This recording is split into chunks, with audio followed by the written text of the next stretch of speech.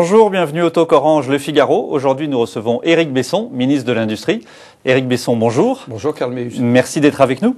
François Hollande a été désigné dimanche candidat du Parti socialiste avec plus de 56% des voix face à Martine Aubry. Vous vous attendiez à un tel score? On imaginait peut-être que ça serait plus serré. C'est vrai, en même temps, entre les deux tours, on a bien vu que le nombre de soutiens de socialistes qui ont finalement, qui ont expliqué leur choix en disant une chose simple. On veut aller vers celui qui est en tête parce que c'est celui qui est le mieux à même de gagner. Donc cette logique-là a visiblement été celle des militants. Comme ça avait été le cas d'ailleurs en 2006, si vous vous souvenez bien, Ségolène Royal n'était pas aussi haut que le score qu'elle a eu à l'arrivée, c'est-à-dire 60-20-20. 60 en sa faveur. Là aussi, il y avait « nous allons aider celle qui, à l'époque, donnait le sentiment qu'elle pouvait gagner ». Vous prenez l'exemple de 2006 parce que la conclusion de 2007 était plutôt favorable à Sarkozy. Donc non, vous dites, pas cette seulement. fois-ci, ça sera la même chose. Et au demeurant, pour être totalement honnête, je pense que François Hollande sera un candidat plus solide que ne l'était Ségolène Royal.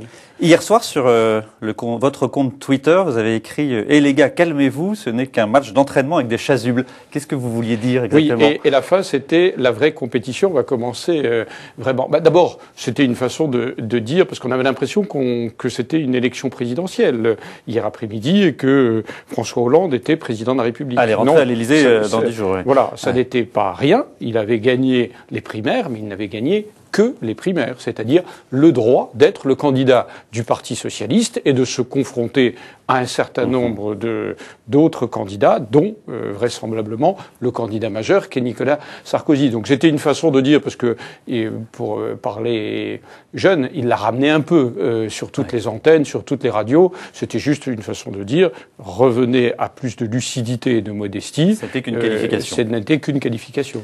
Patrick Devedjian était hier soir sur BFM TV. Je vous propose de l'écouter. Moi, je pense que, évidemment, cette victoire est réelle. Elle confère d'ailleurs de la force au candidat socialiste dans la mesure où il rassemble son camp par la suite du processus de primaire. Il a un avantage au départ. Il y a une dynamique désormais à gauche. Vous considérez que c'est dangereux pour Nicolas Sarkozy en 2012 ? Bien sûr. D'abord, le candidat socialiste, quel qu'il soit, est dangereux. Il ne faut pas le sous-estimer. Vous connaissez très bien François Hollande, vous avez été à ses côtés. Ça sera un candidat redoutable? Ça sera un candidat, je ne sais pas si il sera redoutable, en tout cas je vous l'ai dit tout à l'heure, vraisemblablement plus solide que n'avait été Ségolène Royal en 2006-2007. Sur la phrase de Patrick Devedjian, oui, il y a une dynamique. Mais il y a aussi une dynamique par comparaison, parce que Nicolas Sarkozy, lui, gère la crise européenne, préside le G20, n'est pas en campagne. Nul doute que lorsqu'il y entrera, la dynamique sera ensuite de son côté. La deuxième chose, c'est que sur ces primaires, moi je veux m'efforcer d'avoir un jugement nuancé. D'un côté, effectivement, le Parti socialiste, en termes d'organisation, a réussi ses primaires. La mobilisation a été, nous on dirait, forte en France. Quand on regarde, les États-Unis disent elle a été modeste, parce que comparé à ce qui se passe chez eux, c'est pas un raz-de-marée. Mais inversement, si les primaires doivent servir à désigner un leader, ça a été le cas. Si c'est de définir aussi une ligne stratégique, là, ça n'est pas le cas. Parce que, très clairement, sur quantité de sujets, on pourrait les lister, ceux que je connais bien aujourd'hui, le nucléaire, hier, l'immigration, mais l'âge de la retraite, mais les impôts. Par exemple, les impôts, cette espèce de mystification qui voudrait que fusionner impôts sur le revenu et la CSG ne toucherait que les plus riches des Français. Parce que comme s'il y avait un consensus absolu pour dire, bon, ben alors, les plus riches, oui, il faut les taxer, mais le reste de la population serait, entre guillemets, épargné. C'est faux. Si vous fusionnez impôt sur le revenu et CSG, au premier euro, vous êtes taxé. Alors, on a le droit de le défendre, mais il faut le dire en toute clarté. La sortie du nucléaire version François Hollande, j'aimerais bien, ou le ramener à 50% d'énergie, d'électricité nucléaire en 2025, j'aimerais beaucoup qu'il nous explique comment à quel coût, quelle énergie de substitution, quel impact sur les gaz à effet de serre, quel impact sur le pouvoir d'achat des ménages.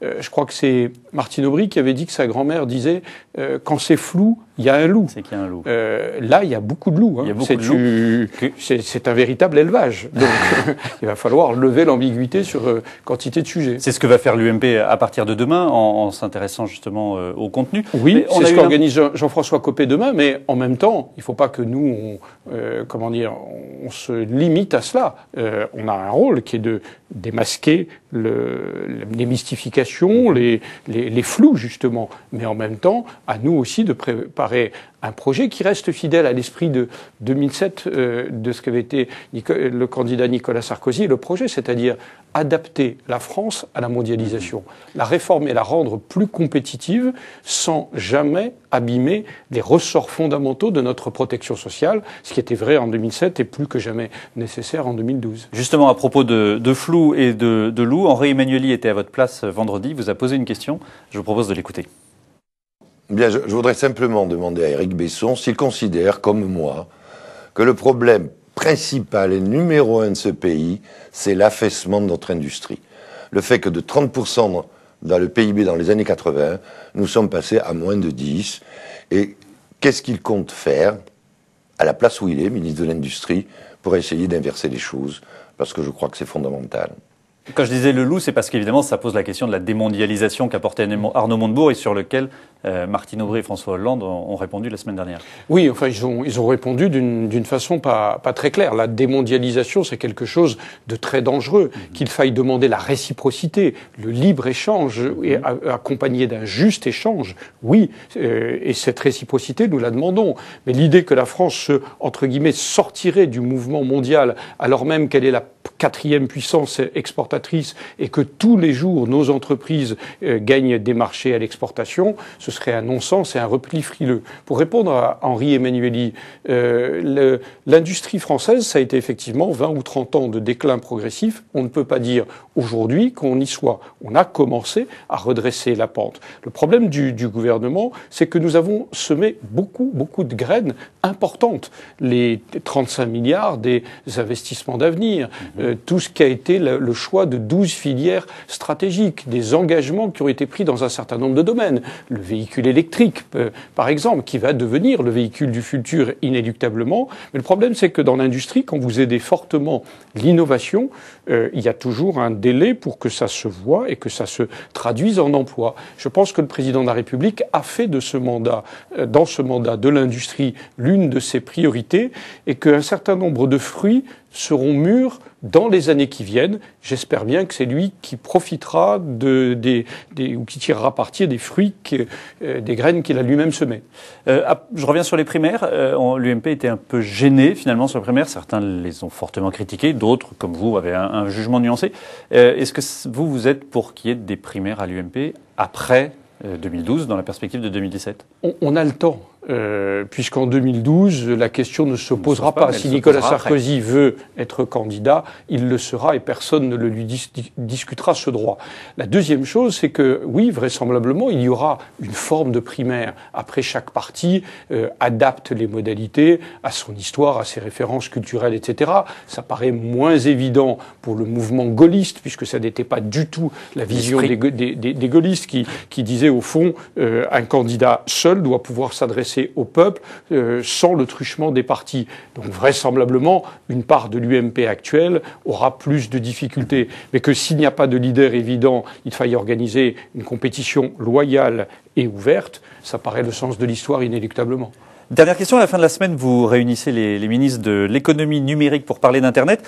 Ça a un lien aussi avec la primaire, puisqu'on a vu au moment de cette primaire que Facebook et Twitter, les réseaux sociaux, ont joué un certain rôle, notamment dans l'annonce de résultats avant la fin des opérations de vote. Alors comment est-ce qu'on peut faire pour éviter ces dérives ? Est-ce que vous pensez que ces réseaux sociaux vont jouer un rôle important là, dans la campagne présidentielle ? Moi, mon rôle, c'est de développer l'économie Internet et après, je laisse aux juristes le soin de comment protéger le vote le moment venu. Pour vous, ça ne vous choque pas Non, ça ne me choque pas. Là aussi, c'est inéluctable. Les réseaux sociaux font partie de notre vie, sont indispensables. Et moi, mon rôle de ministre de l'économie numérique, c'est d'essayer de favoriser favoriser les usages, les créations, les start-up, entre guillemets, comme on dit en bon français, et en même temps la diffusion des réseaux, des tuyaux qui permettent d'acheminer ces données.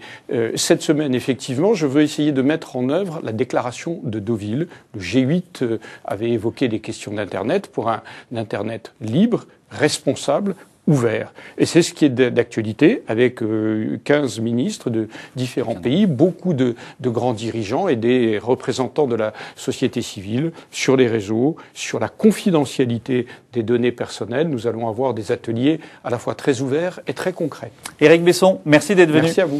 À demain pour un prochain talk.